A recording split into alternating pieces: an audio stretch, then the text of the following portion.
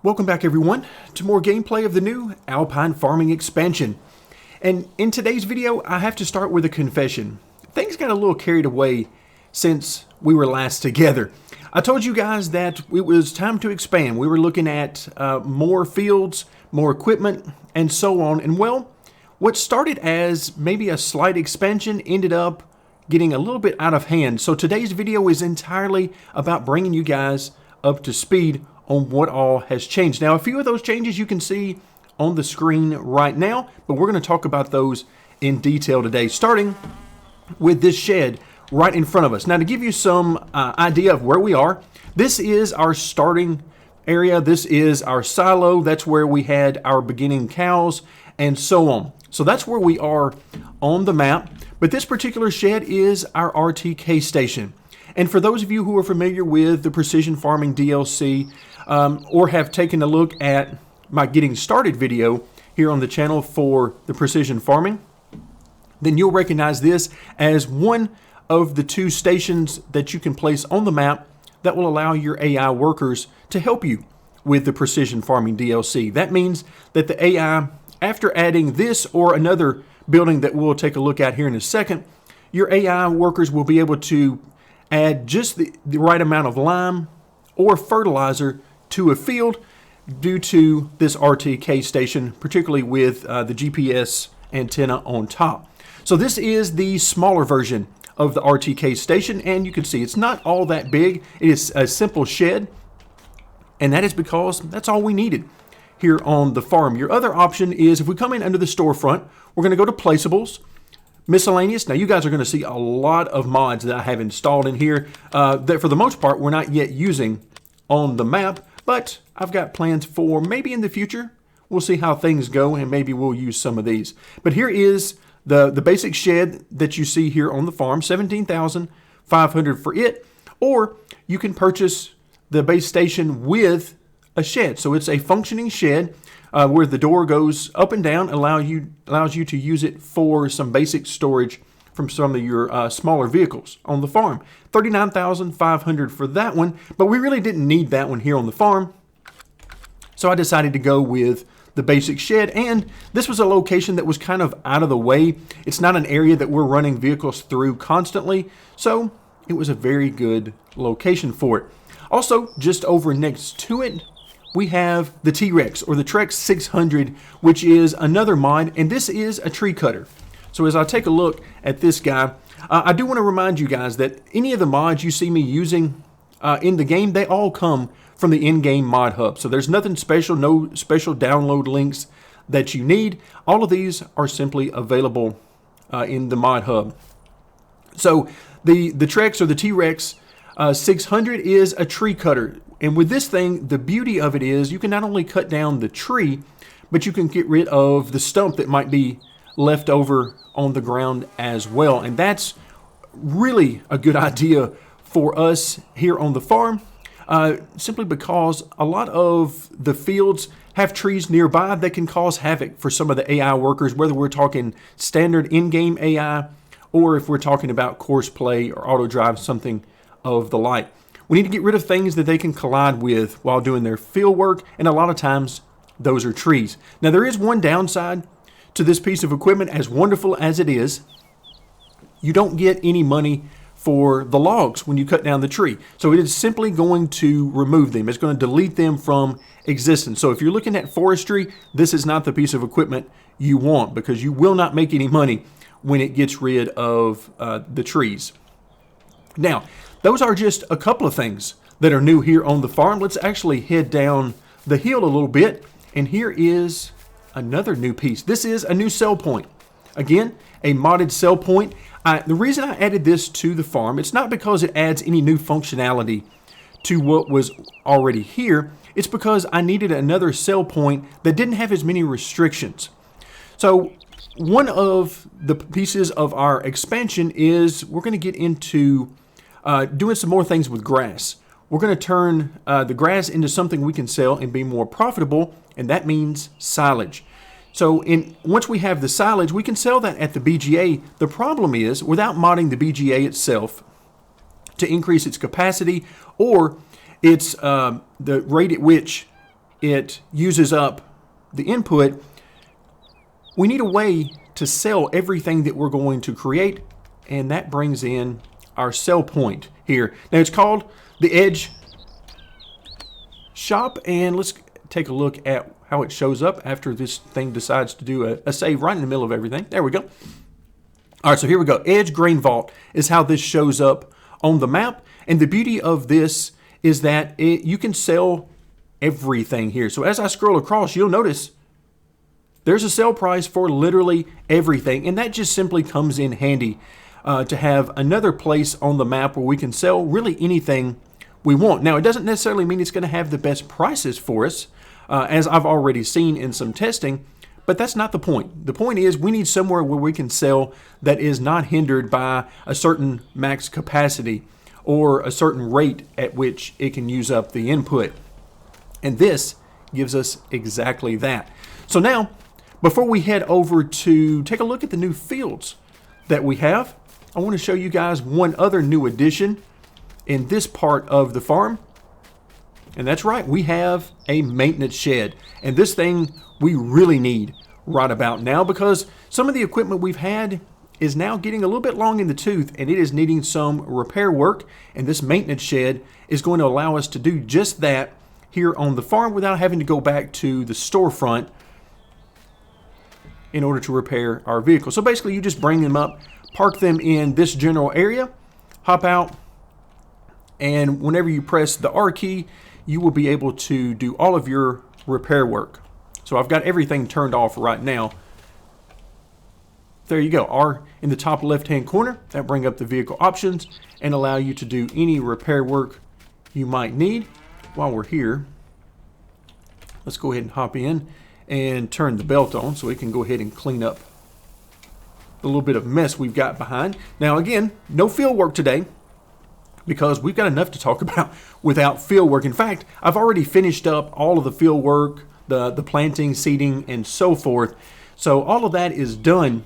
But then I got to thinking about everything that had changed since we were last together. And yeah, it's a lot.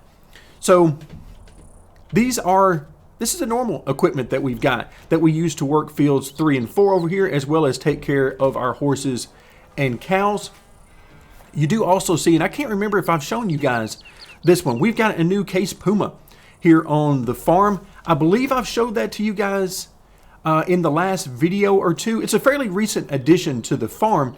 I decided that in order to speed things up, I needed a little bit of extra help operating some of this equipment just to keep things moving along at a pretty good pace. And of course, I've already talked in length about how I love the Case tractors. So picking up a Case Puma, it is vastly overpowered for this particular piece of equipment, the windrower, but I use it for some other things here on the farm, and it is very handy to have around. So that'll take care of some of the new additions here in this area of the farm. So now, let's hop in to our XUV from John Deere, and we'll head over to our new portion of the farm. And in order to do that, we're going to take the scenic route in order to get there. We're not going to take the main road. We're going to head up through our initial farm, which feels like the old farm at this point since we use it so little for what we have. And I usually forget, we've still got some bales over here that I had completely forgotten about. At some point I'll probably need to use those. All right, let's slow down a little bit because we're going to cut across here in just a moment. So we're going to head up the hill. And of course this guy is struggling going up the hill, and to make matters even worse, we've got a heavy load on the back and no counterweight on the front, so that's not helping our cause any at all. Of course, there's our beehives. Those have not changed. I've not added any more or taken any of those away. So the 7 you see right over there are the ones that we started with several videos ago, it feels like, at this point. But as we head over we're actually headed east on the map right now. If I bring back up the map, you'll be able to see exactly where we're headed.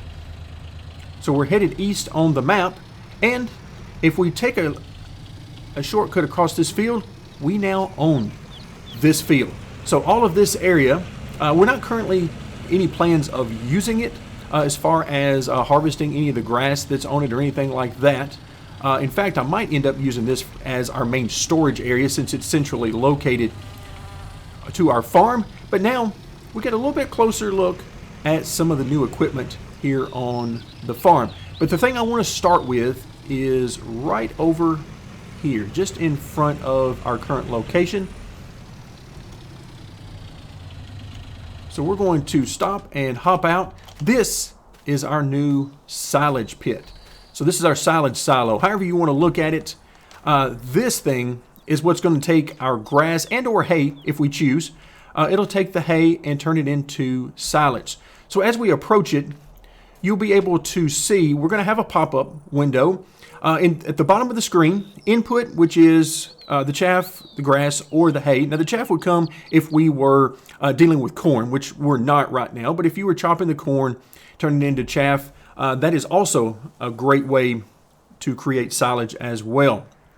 So we have 125,807 liters of that currently, and you can see that is nowhere near the capacity for this thing. The output, we have two types of output, digestate and our silage. Now the silage is what we're primarily interested in. It creates a certain amount per hour. In fact, if you look right over here, 8,000 liters per hour.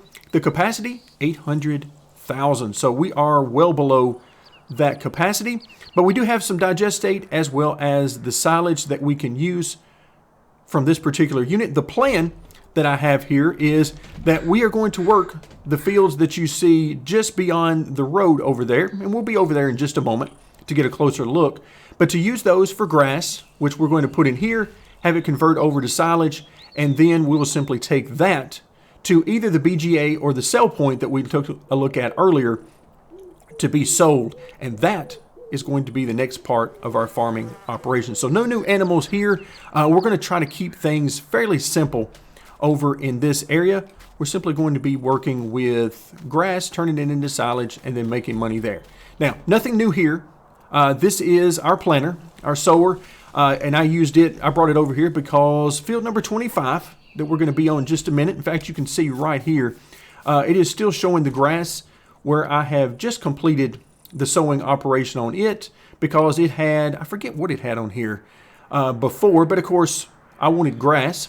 And then field number 24 over here, I went ahead and purchased it too because it already had grass on it. So it was very simple to pick up and go in our field work for it. All right, so here's one of our new pieces of equipment, and really nothing new here. This is just more of the same. We've got our Krone loading wagon, and then of course, another case tractor, in this case, the Puma. And its sole job is to come through and pick up all of that grass that is being left behind. But if we come over by field number 25, this is a little different piece of equipment. I wanted to test out a little different way of mowing the field. Now remember, over here, I don't need to turn the grass into hay, so I didn't really need a tedder over here to pull behind. And I wanted to try out a new mowing system that Krone has. This is also a mod that is available through the Mod Hub, and it has a couple of very nice qualities about it. Number one, it has a very wide working width. Let's pull up the storefront and take a look at exactly what it has. So we go under mowers. Now again, we're under the tools, not the vehicles. So tools, mowers, and if I move across, you'll see that we've got these two pieces. We've got the Easy Cut F360, and then we've got the Easy Cut B1000. So on the front, on the rear of the tractor, very simple, but the mowing width, 10.1 meters, very nice. That is along the same lines as what we get here with the Krone Big M 450, which is about 9.9. So for all intents and purposes, they are the same. Now also, along with that, we get the same functionality with the ability to create a swath behind the tractor if we so choose. Each of these have a little bit different compartment on the back. So you've got your main mowers right here. The blades are right here, but in the back is the ability to feed that grass through and then actually create a center line swath right behind the center line of the mower. So just like we can do with the big Krone 450, we can do here as well. And this guy runs a little bit faster, I believe. So overall, I wanted to try something different, and it is working very, very nicely. To the point that I don't believe I'm going to need two of these, at least for the near future, because this one runs at a very nice speed. The turning radius is nice, a little bit better than the Krone Big M 450 as well. So it has some advantages over my existing Krone mower setup, and I am really enjoying it. Now, only to this point, it's only had a chance to work on field 24, not yet field 25, but I really think I'm going to like this particular setup, and probably something I'm going to be using going forward. Now, as far as the cost, I'm not terribly worried about that. One of the benefits of playing on the easy mode is you're going to have plenty of money, and besides, you can always borrow money if you need to, so why not just have some fun, experiment with some different pieces of equipment, and just see what you like and see what suits your play style. But this is working out very nicely, and no shocker, we've got another case mower on here. We're back to the Optum on this one. I wanted to make sure we had plenty of horsepower to take care of all of this working width that the mower has. All right, so if we take a look, do I have anything else parked over here? Sometimes I forget exactly where I park all of this stuff. We have so many new pieces of equipment. In fact, we have a new piece of equipment right down here that I want to show you guys. Also gives us an opportunity to walk by these fields. Now, we don't yet own field number 23 right down here at the end, but I gotta imagine that's not going to take very long before we'll own that one as well. But this, yes, this wonderful piece of equipment is, man, the Homer. Let's take a quick look, because why not? Let's go into the garage. Actually, let's see. This is actually two pieces of equipment, and let's see if I can remember exactly where all of this is. So we've got, nope, that is not where it is. So let's go under the garage, and we'll have to scroll all the way over. So we get under our leased equipment. So we've already talked about this.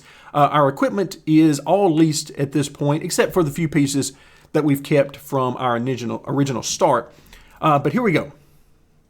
The Terra Variant 435. This is to hold our slurry. So up to this point, I haven't done anything with the slurry that our cows create. I haven't been able to sell it because it was sort of in the way of our manure operation, but now we have a wonderful way of using all of that slurry. We're going to be using it for our fields as fertilizer. And this thing, of course, you can see has a huge tank on the back of it, but that's not it. You also need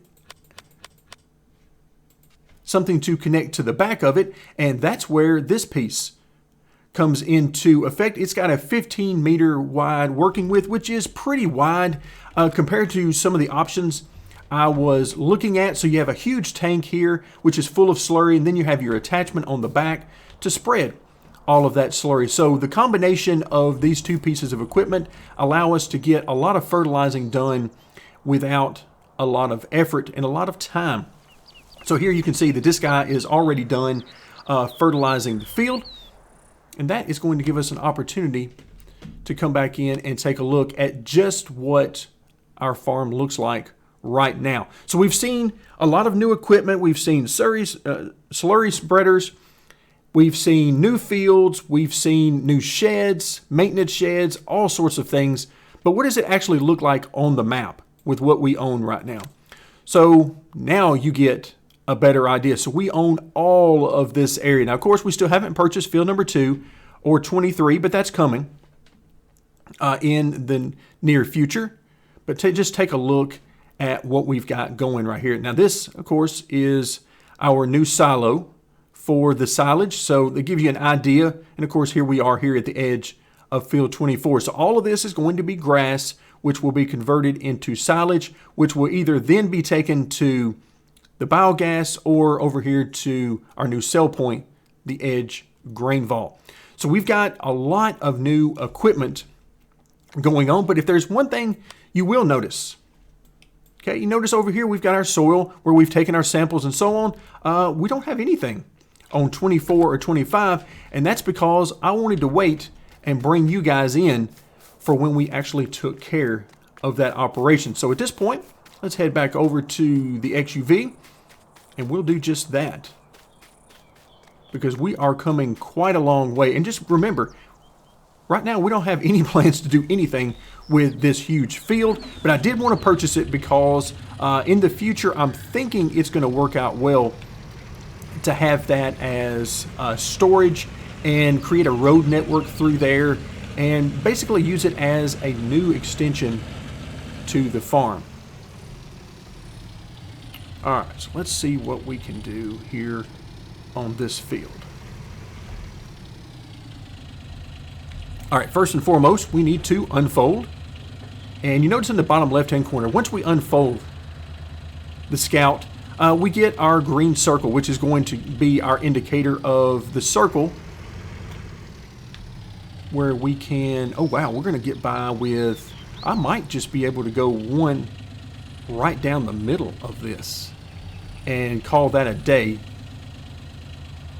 Let's see, why not? We'll start right here. Let's go ahead and lower it to the ground. Then we'll turn it on. You can see it's going to do its job, collecting our sample. And then in the bottom left-hand corner, you'll notice that darker red shade.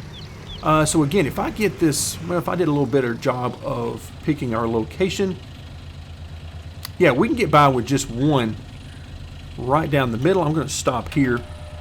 Again, it's not a huge deal that we get literally every square inch, but I can tell you, after a little bit of testing, it certainly does help to have as big a portion of the field uncovered with the samples as possible.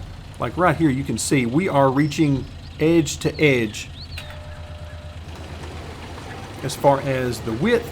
So that gives you an idea. This is a pretty nice width. But as I mentioned in the last video, I believe it was, I have no doubt that we're going to see some mods come in at some point that are going to greatly expand that to where you can essentially take one soil sample and get an entire field out of it. That's coming at some point. But I must say, I like the working radius of this machine, the Scout. It works out quite nicely. Now, as we get toward the end of this field, you'll notice that there's some things, some potential issues up here. For those of you who are like me and you depend on the AI to do a lot of work on the fields for you, there is a rather large obstruction on the edge of the field over there, and that is the road network. Not only is there a road there, let's see, this looks like a pretty good spot. Let's take our last soil sample here. But, of course, it's raised because of the terrain, so that means something for the AI to run into. So I may have to end up doing some changes and adjustments to this field, maybe combine it with the other field. 24 and 25 may end up being one field going forward, simply because the last thing I want to do is cause any issues with the AI. I've run in a couple so far. All right, let's see. That is not the best location to start, but we're going to go ahead and go with it. But yeah, there's always something that will trip up the AI. And in fact, on this field, which for the most part didn't have a whole lot of trees around it, ended up having a couple of obstructions on its own. So we're going to go ahead and collect all of these samples from fields 24 and 25. And I have found that I really like this part of it. So while I talk about a mod that I'm sure is going to come about at some point in the future, which will greatly expand the working area of the Scout and the number of samples, and greatly reduce the number of samples that you're going to have to take from each field, I'm not sure I really want it unless we get into a map that has some really, really huge fields. Because I kind of enjoy this part of it. It's very relaxing. I mean, just that sound of the Scout operating is very nice. I don't mind it at all. So in a game that is already very relaxing to me and enables me to just really get away from everything and just relax and enjoy the experience for a little while, this is more of the same.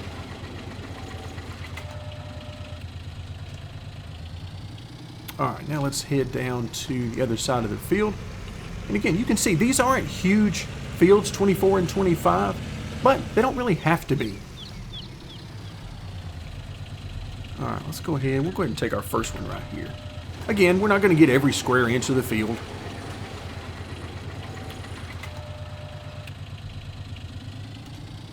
Alright, but as we finish up this task, there is one more screen that I do want to show you guys. I told you guys there was a lot going on since we were last together. I didn't necessarily intend for all that to happen like it did, but once I stopped and looked at it, at everything that had changed, all the purchases that I had made, it's one of those situations where one thing led to another.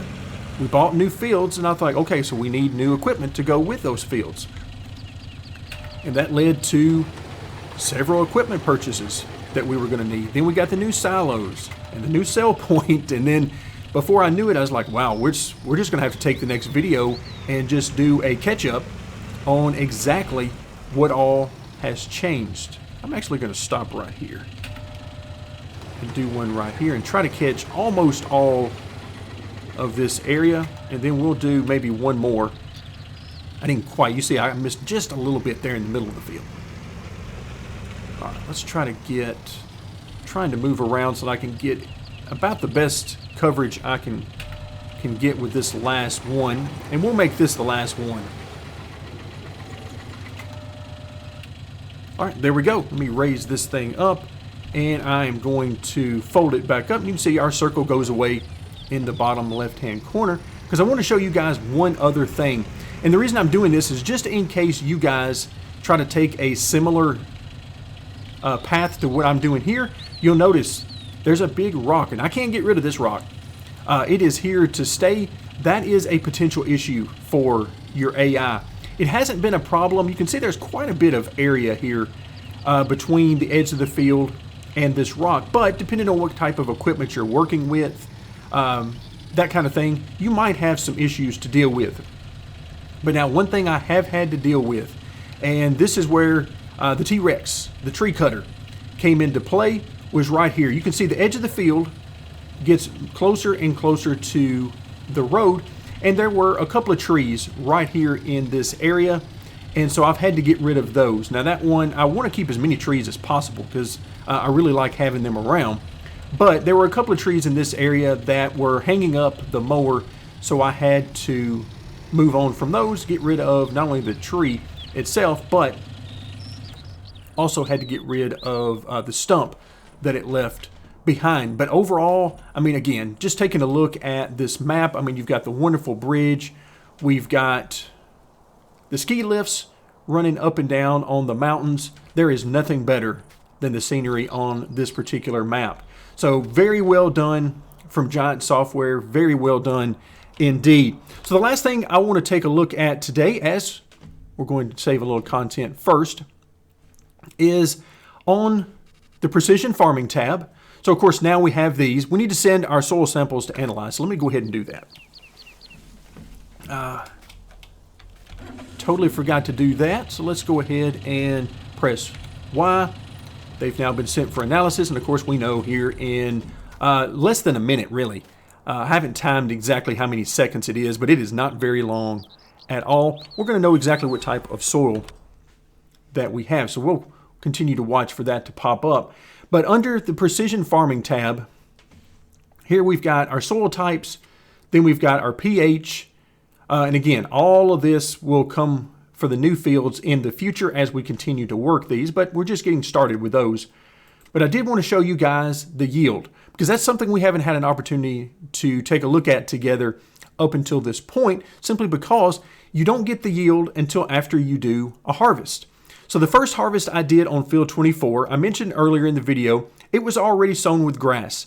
So I went ahead and did a test harvest on it, and well, it doesn't take long to figure out. The yield was very little. if you try to match them up, you can see we're much more in this area of the yield, which is somewhere between 50 and 60, maybe 65, depending on how we line that up.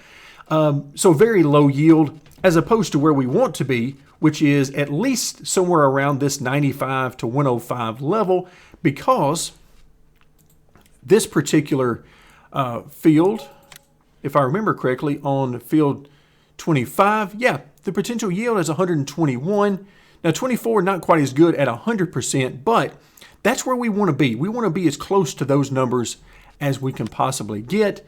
And the first harvest, because none of that work had been done, no lime, no fertilizer, this is what you end up with. So in the future, we're going to, from time to time, we're going to take a look at this screen and see what type of yield we're getting from our fields and make sure that it's matching up with the soil type and that we're getting exactly the type of yields that we should. Because obviously in real life, that's exactly what you want to do. You want to make sure you maximize the yield on all of your fields. All right, so now we can come back over and take a look at our soil types. Again, you go back over to the land screen and you can see these percentages, but to me, it just looks so much better looking at it like this. So we've got our loamy sand right here in the corner, which is not what we want. That is the sand content. The higher the sand content, the lower the overall yield. So that's not what we want. Sandy loam is perfectly fine. Now, it's not going to get you to 120% yield, but it'll keep you around 100% or so. So we've got plenty of that. And then we've got a little bit of the loam right here on the back portion of the field. But then if you contrast that with field 25, it's almost entirely loam. And you've got a little bit of sandy loam here in the corner, but for the most part loam. And that's why the yields are so much better on 25 as opposed to 24. So in fact, if you just wanted to cut this part of the field off, you get much higher yield off of the remaining area. But of course, no reason to do that. We are going to get very nice yields overall from field 25 and 24. But that's what I want right there. I want to eventually be able to uncover as much of this land as possible. Now, going forward, I don't know how much of this we're going to be able to work at any given time, simply because we're going to run into limitations on time, limitations of course play, the AI, that kind of stuff. So that's going to happen, but I do want to continue to purchase new fields and uncover exactly what the soil is like on this particular map. By the time I'm done with this map, I want to have a wonderful picture of exactly the soil underneath. So that's going to do it for today. I told you guys there is a lot going on this map since we were last together, but hey, this is what we call progress, and this is exactly what we're hoping to accomplish. So when we come back next time, my plan is to do our very first harvest together of fields 24 and 25 and get another update on our yield for these particular fields. So thank you so much for joining me, and stick around for more Alpine farming.